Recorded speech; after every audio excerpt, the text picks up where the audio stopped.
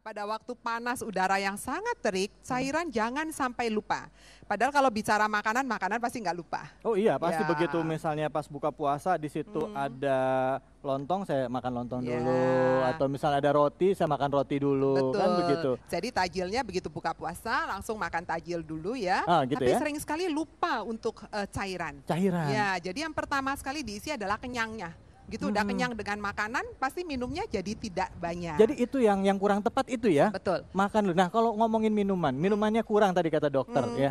Seharusnya kan banyak pilihan ya, ada es belewah, es buah, udah pada ngiler ngomongnya. Es teh manis, nah ada air putih. Mana yang paling bagus dari minuman-minuman yang disajikan pada saat orang sedang berbuka puasa?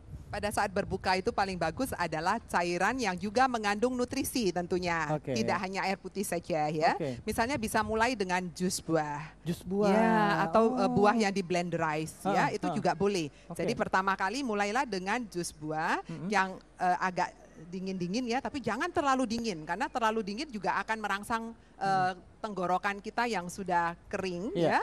Selama tidak mendapat cairan kira-kira 12 jam. Jadi mulailah dengan yang cukup dingin. Jadi yang jangan sampai di freezer tapi yang di kulkas biasa.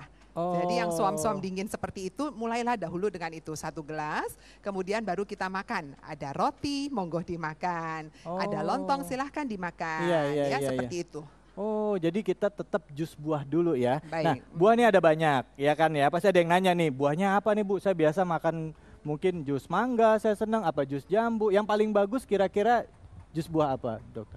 Secara prinsip buah semuanya baik ya. Oke. Karena sebagai sumber dari vitamin, mineral, dan serat ya. Jadi senangnya buah apa silakan asal tidak durian. Asal jangan durian. Oh iya, iya kalau durian. Apalagi makan Ya, kulitnya. betul. Jadi mulai dengan buah yang airnya banyak silahkan ya. Buah yang Seperti airnya banyak. semangka, Semangka, ya. melon Melon, ya, atau jambu klutuk ya. Itu juga sangat kaya akan antioksidan ya. Oke. Jadi bagus sekali mulai dengan seperti itu. Baik, dok ada yang mengatakan begini, pada saat kita berpuasa, supaya kita tetap bisa sehat dan bugar, selain memilih makanan yang pas pada saat berbuka, katanya pada saat sahur pun juga makanan yang dikonsumsi juga harus diperhatikan, benar nggak dok? Betul. Apa yang bagus mana, makan daging apa makan sayur? Nah ini dia nih.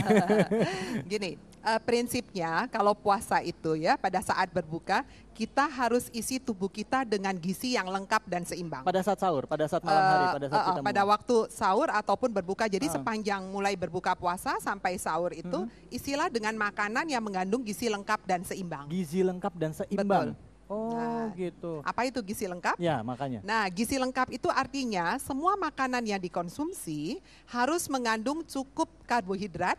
Tahu ya karbohidrat? Iya, roti, ya, betul, segala macam, roti, nasi, kentang, ubi, singkong, ya, pasta seperti itu. Kemudian protein, ya, sumbernya ada 2, ada hewani dan nabati. Jadi kita harus seimbang antara hewani dan nabati. Jadi jangan kalau makan tuh hanya makan daging saja, tidak mau tahu atau tempe seperti itu, gitu. ya. Kemudian jangan lupa juga dengan lemak. Sering sekali kalau kita bicara lemak, aduh jangan deh nanti gemuk. kolesterol atau gemuk gitu ya. Ah. Enggak, orang yang menderita kolesterol pun boleh mengkonsumsi lemak.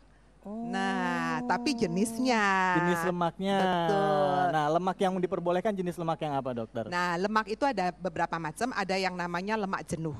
Nah, lemak jenuh itu banyak pada daging-daging merah ya. Nah, itu biang untuk terjadinya kolesterol dan kawan-kawan. Kalau lemak tidak jenuh apa, dokter? Tidak jenuh contohnya omega 3, omega 6 dan omega 9. Oke, itu ada di telur ya. Di telur, ada di ikan banyak dan di kacang-kacangan. Oke, ya. baik. Terima kasih banyak dokter, tipsnya begitu bermanfaat buat kita. Sebenarnya saya masih banyak mau tanyain, gimana juga kalau kita mau olahraga pas puasa boleh nggak? Tapi nanti aja deh. Silakan, kawan-kawan di sini dari Seri Roti ada yang mau bertanya nggak?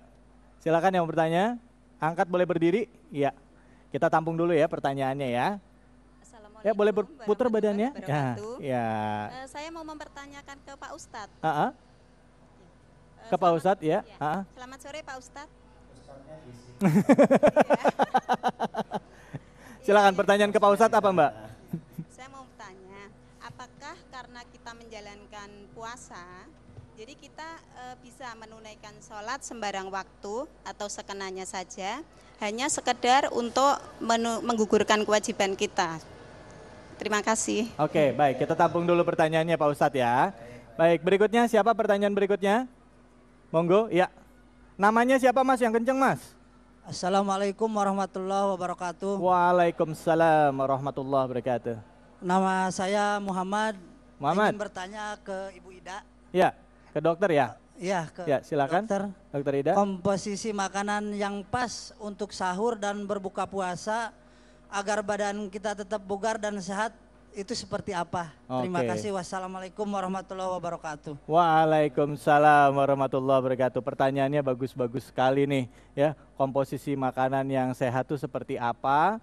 Nah, mungkin bisa digambarkan kali ya dokter ya seperti apa ya. Tapi sebelumnya Ustadz mungkin silakan menjawab dulu Ustadz pertanyaan pertama tadi Ustadz.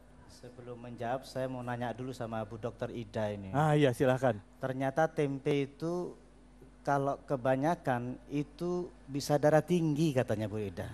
Ah masa sih? Gak percaya. Kok bisa? Datang besok tempe lagi, tempe lagi, lama-lama tempe terus sampai nih. Maaf Bu Ida, jawab puasa-puasa udah lemes semua nih Bu Dokter Ida. Ustadz jangan ngomong-ngomong tempe sama tahu, di Jakarta lagi susah tempe sama tahu. Masa? Iya. Itu darah tinggi. Iya, tadi orang yang berpuasa apakah akhirnya membuat kita menjadi malas sholatnya karena lemes? Karena dia tidak tahu puasanya. Orang puasa saya jamin bahwa puasa itu lebih sehat. Fasihu. Kita buktikan. Sehat jiwa yang akan dibangun dalam puasa itu bukan fisiknya.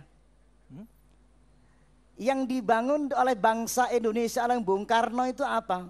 Bangkitlah jiwanya, bangkitlah badannya untuk Indonesia Raya. Betul nggak? Yang dibangkitkan spiritnya, dalamnya. Dalam itu berpengaruh terhadap luarnya. Hanya dalam etos kerja bangsa Indonesia sangat lemah spirit kerjanya, etos kerjanya. Orang yang berangkat kerja di orang Indonesia kebanyakan, kecuali karyawan Sari Roti, nggak ada beda. Mudah-mudahan tidak, dengan semangat puasa ini, orang yang berangkat kerja, kebanyakan coba berangkat kerja, semua niatnya sudah dalamnya udah lemes. Mau kemana Mas? Mau kerja biasa. Gak ada orang berangkat kerja yang semangatnya orang kayak Jepang. Jepang itu bekerja bagi dialah olah jiwanya sebenarnya. Maka orang yang berpuasa justru akan membangkitkan rohaninya. Ada kekuatan yang sangat dahsyat. Kenapa? Ketika kita sholat berarti menghubungkan jiwa kita, bukan menghubungkan badan kita. Jiwa kita dihubungkan kepada yang maha kuat, maka jiwa kita akan kuat. Kita menghubungkan diri kepada yang maha tenang, memberikan sebuah ketenangan, maka ketenangan itulah yang akan membuat kita kuat dan bahagia. Orang yang bahagia lebih kuat daripada yang tidak bahagia. Setuju apa enggak? Orang yang kecewa dengan orang yang senang lebih kuat yang senang daripada yang kecewa. Setuju? Ya, itu tandanya Mbak. Terima kasih. Oke, baik. Terima kasih banyak Ustadz. Baik, alhamdulillah kita akan lanjutkan lagi. Masih banyak ilmu yang bisa kita gali dari Ustadz Abu Sangkan dan juga mungkin dari dokter juga nanti bisa menjawab pertanyaan ya. Kota dokter bilang gizinya harus seimbang. Tapi gambarannya seperti apa dokter? Nanti jawabnya ya dokter ya. Jangan kemana-mana, kami akan segera hadir. Tetaplah di Oase Ramadan.